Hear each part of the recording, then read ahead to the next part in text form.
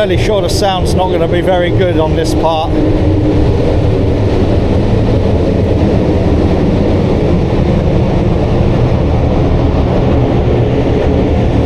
Because we have that huge extractor up there.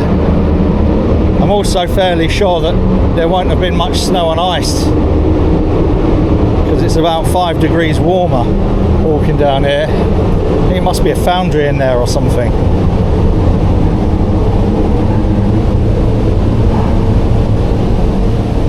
Good boy. I like it when Marley does his business well out of the way. Now ahead of us, you should be able to hear me alright now, is River Don. And at the moment, it's got a bit of a flow going.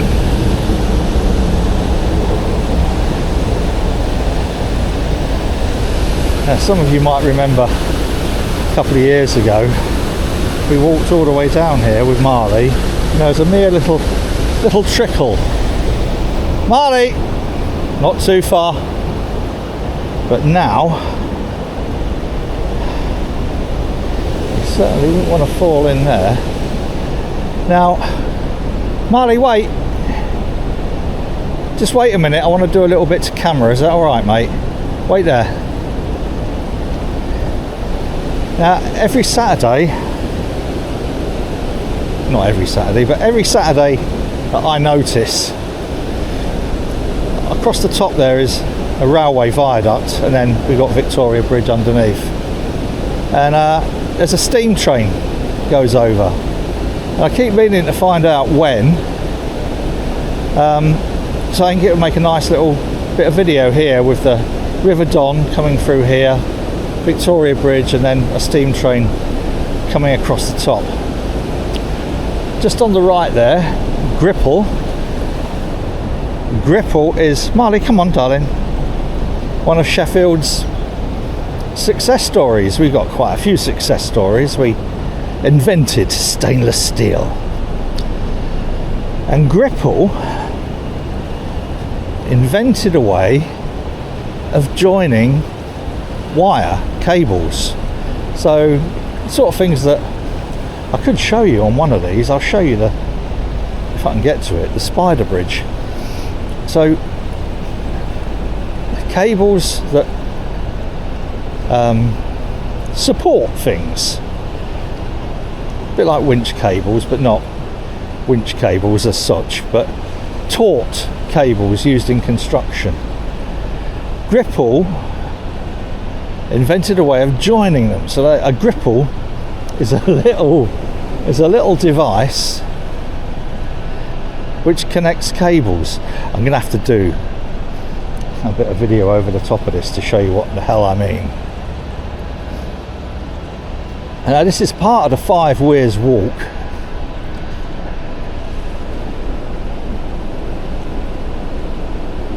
Good boy. And the River Don doesn't normally move this fast, but give you an idea where that gripple is there, and where these access platforms, they're not cranes, they're access platforms, are. That was all flooded, and some friends of ours had somewhere around, I don't know, somewhere over there, Bob and Wayne had target signs. Those who follow this channel might remember target signs gave us the neon transformers for neon lights that not somewhere I'd like to be walking without a shoe, that we used for the Lichtenbergs instead of the microwave transformers. They got flooded out, and well, lost their business.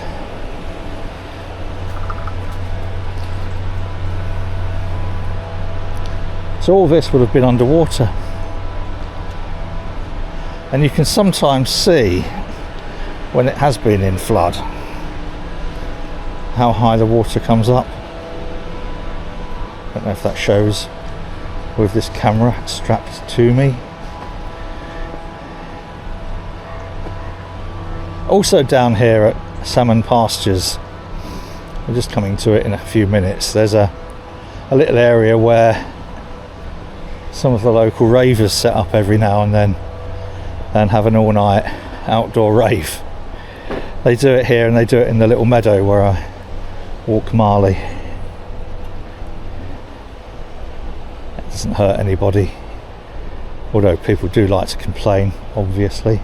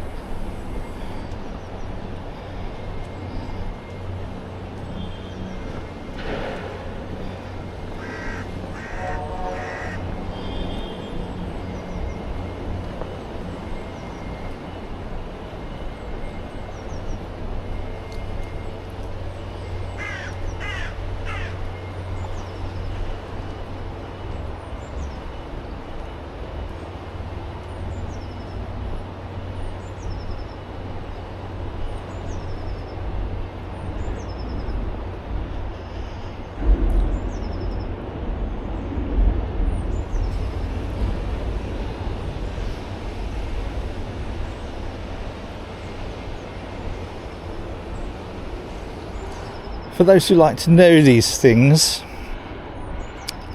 I'm filming this on the DJI Osmo Action 4. Thank you. Which is it's basically DJI's version of the GoPro, except a bit better. Come on, Pickle. And I think it's definitely taken over now from me filming on my phone, even though I've got a new phone.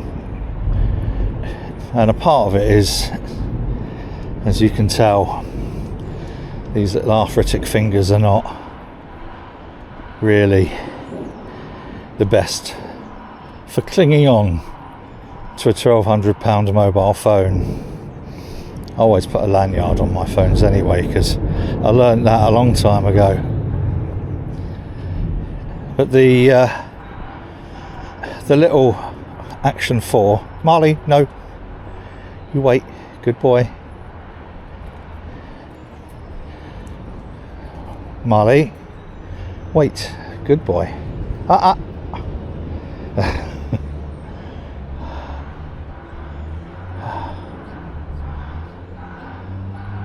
Right, stay with me. Good boy.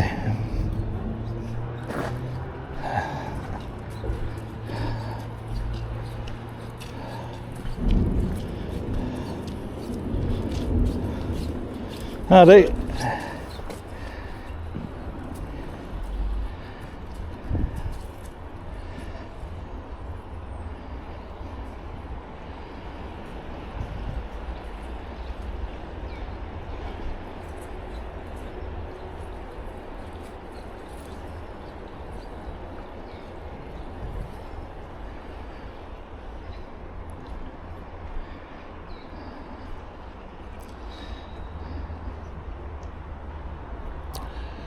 This is Salmon Pastures,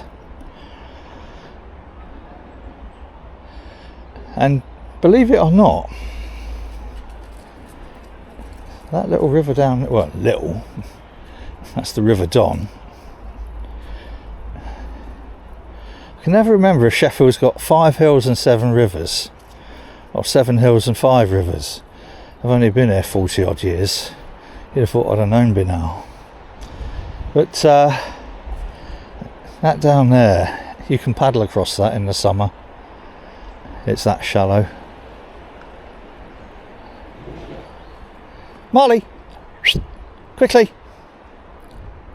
Marley.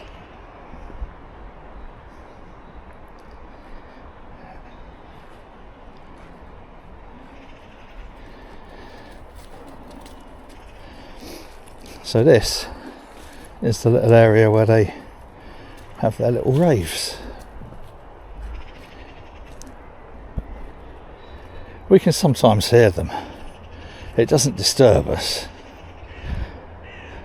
There's a difference, as I explained to Josh, our neighbour at South Bank Forge. There's a difference between hearing something and being disturbed by something. We certainly don't get disturbed by the raves that they have here. It's not often we get disturbed by the South Bank warehouse or forge at the end of the road by the roundabout. Josh has been very accommodating in terms of looking after our comfort in that respect. Little bits of ice left. Crikey, that's treacherous. Now,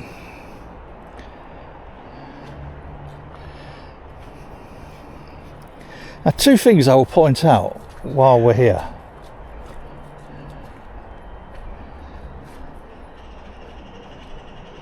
The first is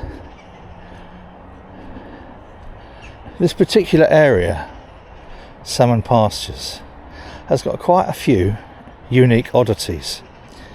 In that, you see this little clump of treelets in front. Treelets, they're all kind of growing together at the bottom there. And if you've ever wondered what happens if they're just left to their own devices, then some of the other trees around here, which are treelets that have merged, not so much there, but here's a good example here. Merged treelets. So this started off just like that and that here, and then they've all grown together, which I think is really quite pretty. I should imagine if you cut through that, you'd have lots of concentric rings growing together. And then what I think is a nice little exit back onto, it's not the towpath, but the 5 Weirs walk path of these 2 beautiful silver birches. I think they're silver birches. So what's the other really interesting thing that you can get from Salmon Pastures? And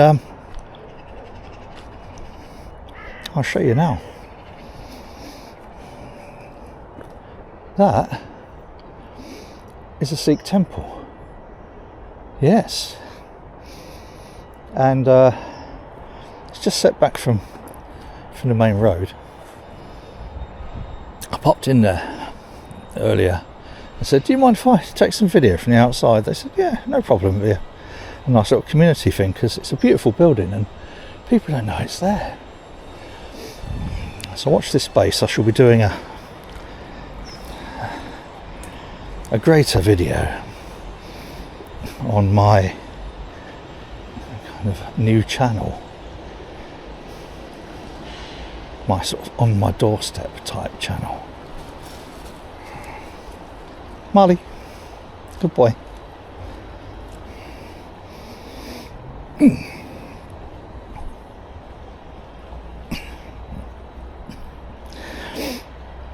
Come on. Now sadly,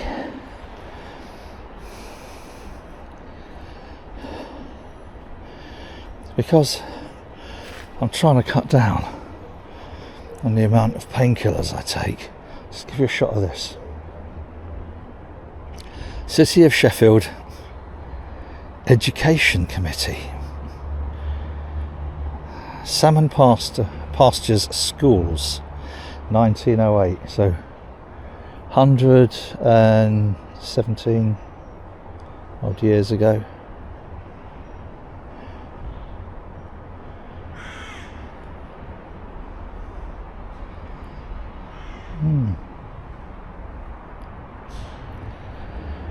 Yes, because I'm cutting back on the amount of painkillers I take,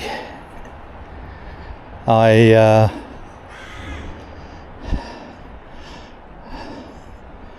can't really walk very far. And if you knew the amount of painkillers it took to get this far today, you'd probably throw your hands in the air in horror. But I just wanted to come out with the hound and get a bit of fresh air and show you River Don, show you where I think it would make quite a nice bit of video to see the steam train, the steam locomotive coming over. I'm going to pause this now because I have a telephone call coming in.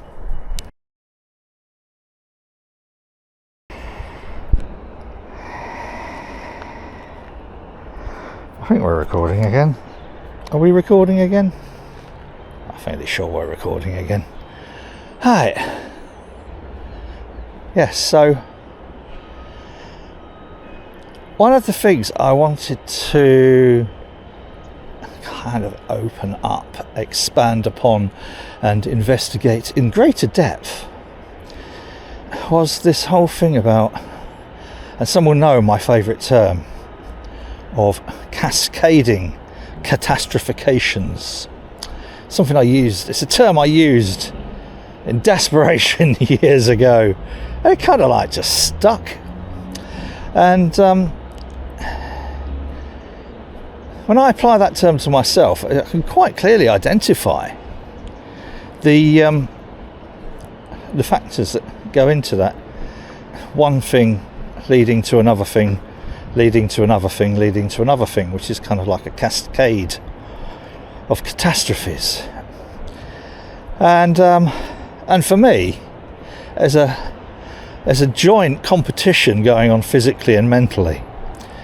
There's my body, my deteriorating body, which today has required a frightening amount of painkillers in order for me just to be able to walk what I would consider to be normally. But of course the byproduct of taking stupid amounts of painkillers is that it's just not good for the body. It's not good for the liver, it's not good for the digestion, it's not good for the bowel, not good for a whole host of different things, including leaving me feeling quite tired and lethargic. Now, there are ways I've tried to mitigate the effects of my what is now classed as chronic osteoarthritis, and I don't like the idea of giving up walking, but then walking and exercise is difficult and painful, so therefore I do less of it. As a consequence, I end up putting on weight, which as a consequence then doesn't help the osteoarthritis, which then as a consequence means I do less walking and exercise. And then the mental health side of it is sometimes I think, fuck it, I'll just lay here and eat Jaffa cakes, knowing that if I do try and do anything, it's just going to hurt, or I'm going to fall over again, and I'm due quite a bad fall at some point by the law of averages. If you actually have a look at the way these things go, my left foot is such that the little toe and the toe next to it are both constantly broken, and that affects my stability and balance and walking. But the stability and balance bit is such that I know I will fall to the left when I eventually do fall, when it does creep up on me and take me by surprise. Oh, can't beat being taken by surprise. And Marley, I'm watching you. Marley,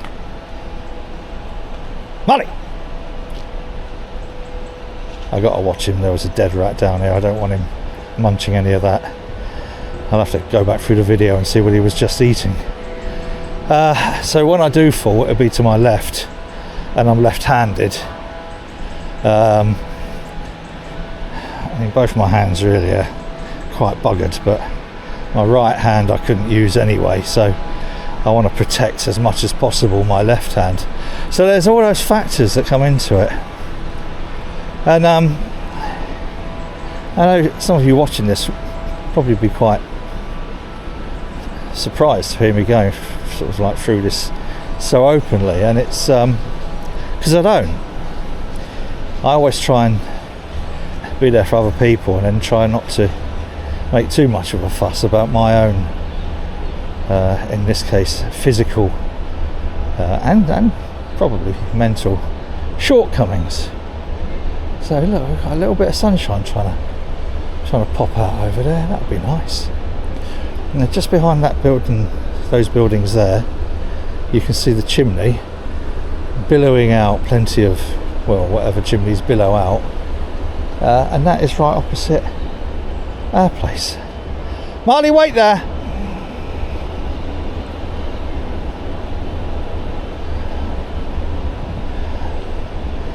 Back now, coming up to Marley, wait there. The Victoria Bridge and the railway viaduct. Marley, wait there.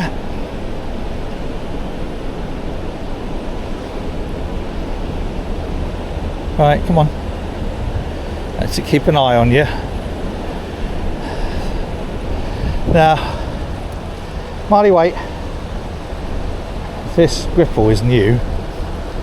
It's where these access platforms used to be stored there, and then just past the prefab dome building is a little place used to be Target signs, where our friends Marley, wait, Bob and Andy, Bob and Wayne, who helped us out with some of the Lichtenberg stuff. Those who've been following this channel for quite some time may remember.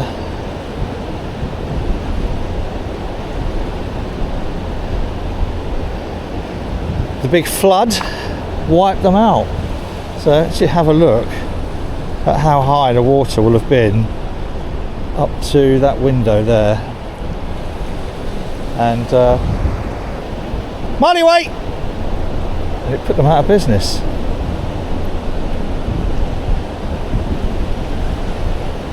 If the audio has been ducked there, it's because I've been shouting at Marley to wait. Come on, Pickle! So I don't want him ploughing on ahead and potentially eating something he shouldn't.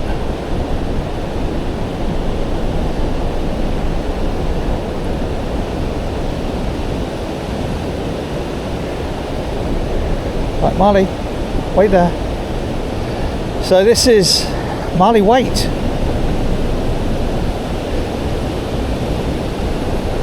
Just, I don't know if it will show up on the camera, halfway along that weir there is where Marley and I were enjoying the sun a couple of years ago, and certainly had a lot less flow than currently. You see the train going over the rail viaduct. I want to get, and then beneath that Victoria Bridge, I want to get a piece of film one Saturday, probably from here, Marley, no, of a steam train which comes out Saturday mornings about 11. Not every Saturday, I need to find out its schedule. If anyone knows, please let me know. But I think this would be a perfect place to capture that on video. And that certainly is quite a torrent there in the River Dom. Right, come on. So as we head back, I shall need a mocha and a painkiller. Just going around this corner here, you will find a very noisy little little alley. So I shall stop talking now and let you enjoy the sound of the extractor from whatever this place is. Must be some kind of forge.